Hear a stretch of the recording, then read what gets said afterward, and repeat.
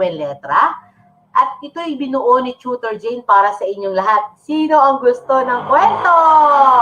Bigyan nga ng heart si Tutor Jane sa lahat ng gusto ng kwento.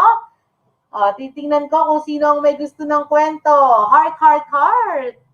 Alright. Ito yung mga kwentong letra na binuo ni Tutor Jane. Okay? Na kaugnay sa ating pinag-aralang letrang R. Letrang R. Okay? So, tingnan natin. Ayan, sino gusto ng kwento? Sabi niya ni Hazav. Gusto raw niya ng kwento. Sige, makinig mabuti ha. Kasi pagkatapos nito ay meron akong mga katanungan na kailangan niyong sagutin. Okay? Ang pamagat ng ating kwento ay si Rara. Sabihin nga mga bata, si Rara. Si Rara. Ayan, ano kayang tungkol kay Rara? Ano kayang meron kay Rara? Okay? So, sino kaya si Rara? Natanong nyo rin ba yan, mga bata? Excited na ba kayong malaman kung sino si Rara sa ating kwento? At sino at ano ang mga pangyayari kay Rara sa kwento natin? Okay, sige. Tingnan natin. Si Rara ay sinulat ni Tutor Jane o ni Mary Jane Valdelion. Okay. Kaarawan na ni Rara sa darating na linggo, ang sabi ng kanyang tatay Ray. Oo nga, gusto ko sana na isurpresa siya sa kanyang kaarawan. Magandang ideya. Tayo nang magplano ng ating ihahanda upang makapamili na rin tayo bukas. Ang sabi ni Tatay Ray. Si Rara ay isang mabait na bata. Siya din ay laging sumusunod sa kanyang mga magulang. Kaya naman, tunay na siya ay kinalulugdan ng mga ito. Sa darating na linggo ay 7 taong gulang na si Rara. Nais ng kanyang mga magulang na maging espesyal ito para kay Rara. Dahil hindi pa siya nakakaranas na magkaroon ng espesyal na pagdiriwang sa kanyang kaarawan. O mga bata, sino rito ang nakaranas na ng maraming handa sa kanyang birthday? Sino rito ang nakaranas na ng maraming bisita? O ngayon, kapag nag-birthday kayo, hindi pwedeng maraming bisita ngayon, di ba? Kasi meron pang nasa pandemya pa tayo, bawal pa ang maraming pagtitipon. Okay? Sasabihin kay nanay at tatay, kayo na lang muna ang mag-celebrate ng birthday nyo. Okay, ang birthday mo ngayong Abril or Mayo. Okay? O tingnan natin ang susunod. Natapos na nga ang pagpaplano ni Tatay Ray at Nanay Rita para sa espesyal na pagdiriwang ng kaarawan ni Rara. So, ibig sabihin mga bata, hinanda na ni Tatay Ray at Nanay Rita ang mga lobo, ang cake ni Rara, pati nagluto na sila ng mga handa. Okay, siguro ang mga handa doon merong spaghetti, pansit, sopas, palabok, at marami pang iba. Kasi nga, gusto nilang maging espesyal ang pagdiriwang na ito para kay Rara. Okay, so anong sunod na nangyari? Sumapit na nga ang araw ng kaarawan ni Rara. Habang tulog pa siya, ay mabilis na naghanda at nag-ayos ang kanyang mga magulang. Okay, so ang nanay at tatay ni Rara ay mabilis na naghanda ng kanyang mga kailangang dekorasyon at mga pagkain para sa mga darating na bisita ni Rara. Sinindihan ni Nanay Rita ang cake ni Rara at agad itong idinala sa kwarto ni Rara. Sabay kinantahan siya ng, anong kanta? Happy birthday to you, happy birthday to you, happy birthday, happy birthday, happy birthday to you. Ayan, so imagine niyo mga bata na ang tatay at nanay ni Rara ay pumasok sa kwarto niya, dala-dala ang cake na masarap at paborito ni Rara. At habang tulog pa si Rara, ay kinantahan nila ito para magising at isurpresa. Sabay abot ng regalo nila kay Rara. Happy birthday, Rara! Ang wika ni Nanay Rita. Di ba ang saya? Sinong gusto na makaranas ng ganon? Taas ang kamay. Sinong gusto na makaranas na isurpresa sila ng kanilang nanay at tatay? Ba, ako gusto ko yon. Naisurpresa ako sa aking kaarawan, pero malayo pa ang kaarawan ni Tutor Jane. So kaya sa mga bago at magbe-birthday pa lang o katatapos pa lang ng birthday, happy birthday sa inyo. Ayan. So tingnan naman natin mga bata. Ano kayang reaction ni Rara sa palagay nyo? Anong reaction ni Rara sa pag-surpresa nila nanay at tatay? Si Rara ay na-surprise. Sabi niya, wow, Nay, Tay, maraming salamat po. Napakasaya ko po. Ang sambit ni Rita. Mahal na mahal ka namin, anak. Kaya lahat ay gagawin namin sa'yo. Ang sabi ni Tatay Ray. Ayan, di ba? Sino rito ang ramdam ang pagmamahal ng kanyang nanay at tatay? Sino yung sa palagay nila ay mahal na mahal talaga sila ng kanilang nanay at tatay? Ayan, very good. So sa lahat na nakakaramdam ng pagmamahal sa mga anak nila, salamat o magte-thank you kayo kay nanay at tatay kasi binibigyan niya kayo ng pagmamahal at pag-aaruga. Katulad ng naramdaman ni Rara. O syempre, natuwa si Rara. Diba? Tuwang-tuwang-tuwa si Rara. Katulad syempre ninyo, sigurado, kapag nakaranas din kayo ng pag-surpresa sa inyo ng inyong mga magulang. Okay? Ano kaya sunod nangyari? Ano sabi ng nanay ni Rara? O siya, maghanda ka na Rara dahil madami kang darating na bisita. O diba, imagine niyo yon? O wala pang COVID nito mga bata, kaya maraming bisita si Rara. Gusto ko lang ipaliwanag sa inyo at maging malinaw, wala pang COVID nung nag-birthday si Rara. Kaya marami siyang darating na bisita. Anong sabi ni Rara? Opo, Nay, maghahanda na po ako. At ang excited na sabi ni Rara, so siguro imagine niyo mga bata, bilis-bilis si Rara, nag-ayos ng buhok, nagpulbo, naligo mo lang muna, nagpalit ng magandang damit, okay? At naligo, nagpulbo, at nagpabango, syempre, sigurado, maraming hahalik kay Rara. Okay? Anong sunod? Ang sunod ay, sabi niya, pero Nay, pwede ko po ba munang buksan ang aking regalo? Ang hiling ni Rara. Oo naman, anak, para sa iyo yan. Ang wika ni Tatay Ray. Excited na binuksan ni Rara ang regalo at isang magandang regalo ang kanyang natanggap. Maraming salamat po, Nay. Tay, napakaganda po nito. O, anong natanggap ng regalo? Isang magandang relo. Okay, sino na nakatanggap ng regalo dito? Sino nakatanggap? Ayan, very good. So, magpasalamat dapat tayo. Sabi ni Rara, ayan, nagdatingan na nga ang mga bisita ni Rara. Ang kanyang kaibigan na si Ruru. O, tandaan to, Ruru, si Randy, at si Relly. Ang unang dumating. So, matalik niyang kaibigan yung mga yon. Kasunod ay ang kanyang Lola Remy, at Lolo Resi. Masayang-masaya nga si Rara sa araw na iyon. Maraming salamat po, Nay. Tay, sobrang saya ko po sa araw na ito. Dahil sa maganda niyong regalo, relo at madami kong handa. Pati na rin po, ang dami-dami kong bisita. Mahal na mahal ko po kayo, Nanay Rita at Tatay Ray.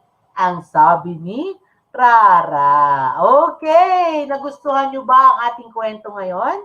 Mga bata, bigyan niyo naman ng heart si Tutor Jane kung nagustuhan niyo ang ginawang kwento ni Tutor Jane. Okay? Dahil pagkatapos ito, meron tayong mga katanungan na dapat ninyong sagutin. Ayan. So, sagutin natin ang mga tanong. Handa na ba kayo na sumagot ng mga tanong?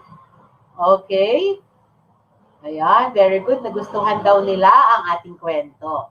Ang unang katanungan, Sino ang may kaarawan? Base sa ating kwento, sino ang may kaarawan? Sagot na! O, i-type ang inyong mga sagot sa ating comment box. Sino po ang may kaarawan sa ating kwento? O sino may birthday, mga bata? I-type na. Ayan, nakita ko na yung mga sagot. Nakita ko na ang sagot ni Gabriel Escobido. Sabi niya, si Rara po. Ayan, very good. Sabi naman ni Sophie, ayan, Rara. Hans, Rara po. At sabi ni Christy, si Rara. Okay? Tingnan natin ang tamang sagot. Ayan. Si Rara ang mayroong kaarawan. Very good. Sa lahat ng sumagot ng Rara, okay, bigyan nyo ng heart ang sarili nyo. Okay, heart, heart, heart sa lahat ng sumagot ng Rara. Ayan, madami pa rin nagsasagot ng Rara. Very good. Okay, pangalawang tanong. Ano ang pangalan ng tatay ni Rara? Anong pangalan ng tatay ni Rara? Sige nga po, i-type na ang inyong mga sagot. Yay! Yay! Hinihintay ni Tutor Jane ang inyong mga sagot. Hinihintay ni Tutor Jane ang inyong mga sagot. Ano kaya ang pangalan ng tatay ni Rara? Ayan, sabi ni Gabriel. Ang bilis naman ni Gabriel. Sabi niya si Tatay Ray po. Very good. Sabi ni Jezabel, Ray. Emma, sabi niya, sabi ni Rhoda, Ray po. Ashley Lopez, sabi niya ay Tatay Ray. Okay, ang tamang sagot, tingnan po natin. Ayan, Tatay Ray ang pangalan ng tatay ni Rara. O, pansinin niyo mga bata, yung ating mga tauhan sa kwento ay nagsisimula sa letrang R. Very good. Sa mga sumagot ng Tatay Ray, paki-heart, heart, heart uli si Tutor Jane. Yay! Very good. Palakpakan yung inyong mga sarili. Next, pangatlong tanong mga bata. Ano naman ang pangalan ng nanay ni Rara? O, kung natandaan nyo mga bata, ano kaya ang pangalan ng nanay ni Rara? Sige nga, i-type na ang inyong mga sagot. I-type na ang inyong mga sagot. At nakikita ko ang inyong mga sagot. Ayan, sabi ni M-Joy Zabalia, Nanay Rita po. Very good, M-Joy. Sabi ni Yan Guzihan, Nanay Rita. Ashley Lopez, Nanay Rita. Rhoda Palabay, Nanay Rita po. At sabi din ni Leonor Rotsiv ay Rita. Okay, at marami pang iba. Sabi ni Ninya, Daisy, Kirsty, Rita. Okay, tingnan po natin. Very good kayo, Talagang nakinig kayo sa kwento ni Tutor Jane. Sabi doon, Nanay Rita ang pangalan ng nanay ni Rara. Very good. Palakpakan yung inyong mga sarili at bigyan ng heart. Heart, heart, heart. Heart, heart, heart si Tutor Jane. Ayan. O, pang-apat naman na tanong. Ano ang regalo ng magulang ni Rara sa kanya? Ano ang regalo ng magulang ni Rara sa kanya? Type, type, type. Okay, ano kaya yun? Parang gusto ko din yun. Ano kayang regalo nila? Ang regalo, ayan, ang bilis naman ni Ashley. Sabi ni Ashley ay relo. Gabriel, relo po. Ang bilis naman. Ang bilis-bilis naman. Okay? Sunod. Geraldine, sabi doon, relo. Tingnan po natin ang tamang sagot. Ang regalo ng magulang ni Rara ay isang magandang relo. Sinong gusto ng relo, mga bata? Okay. Yan, very good. Ayan, sige, bilisan natin. Pang-5 na. Sino-sino ang mga dumating na bisita ni Rara? Sino-sino ang mga dumating na bisita ni Rara? Sige nga po. Ang mga dumating na bisita ni Rara ay sino? Ayan, sige, basahin ko na muna. Si Ruru, Randy, at Relly. Dumating din sila Lola Remy at Lolo Resis. Okay, sige, type nyo lang. Type nyo lang mga bata, itong mga bisita na dumating sa ni Rara. Ano naman ang magandang katangian ang nakita mo kay Rara? O meron ba kayong magandang katangian na nakita kay Rara, mga bata? Okay? Di ba si Rara isa siyang mabuting bata? O sige, sagutan na natin. Siya ay mabait, masayahin, mabuting anak, at masunurin. Siya din ay mapagpasalamat sa lahat ng bagay. Okay? Okay, sa lahat ng bagay, siya ay mapagpasalamat. Hindi siya hindi siya nagrereklamo. At siya ay laging nagpapasalamat sa kanyang nanay at tatay. O mga bata, ganun din ba kayo? Nagpapasalamat din ba kayo sa inyong mga nanay at tatay? Very good yun, ha? Kasi kasiyahan ng isang magulang ang isang mabait na bata at mabait na anak. Yung hindi pasaway, yung sumusunod lagi. Sumusunod lagi sa mga magulang. O, ito yung panghuli kong tanong, mga bata. Kung ikaw si Rara, ano ang nais mong tularan na katangian niya at bakit? Sige nga, babasa ako ng isa. Okay, isang tanong, ay isang sagot. O, gusto nyo rin ba? Ayan, marami sumasagot. Opo. Kasi daw po, mabait at masunurin, laging masayahin. Very good. Delna, di ba? Gustong-gusto din natin na tayo ay maging katulad ni Rara na isang mabait na bata. Upang sa gayon, maging proud ang mga magulang natin. Gusto niyo ba maging proud ang mga magulang niyo sa inyo? Ayan, very good. Kasi kapag tinularan niyo si Rara sa kanyang magandang katangian, kayo din ay kasisiyahan ng inyong mga magulang. Lagi silang matutuwa sa inyo at malay niyo, di ba, ang lahat ng inyong hihilingin ay bibigay din sa inyo. O katulad din yan kapag tayo ay naging mabait na bata at masunurin. O, di ba? Hindi na natin kailangan na umiyak para ibigay sa atin ng mga magulang. Basta meron ang ating mga nanay at tatay. Okay? Mapalad kayo kung kayo ay talagang minamahal ng inyong mga magulang at kayo ay sinusuportahan sa lahat ng inyong mga gusto o naisin. So, mga bata, okay, dahil kulang na tayo sa oras, okay, ako ay gusto kong magpasalamat sa inyo at kayo ba ay natuto sa araw na ito? Natuto kayo sa araw na ito kay Tutor Jay?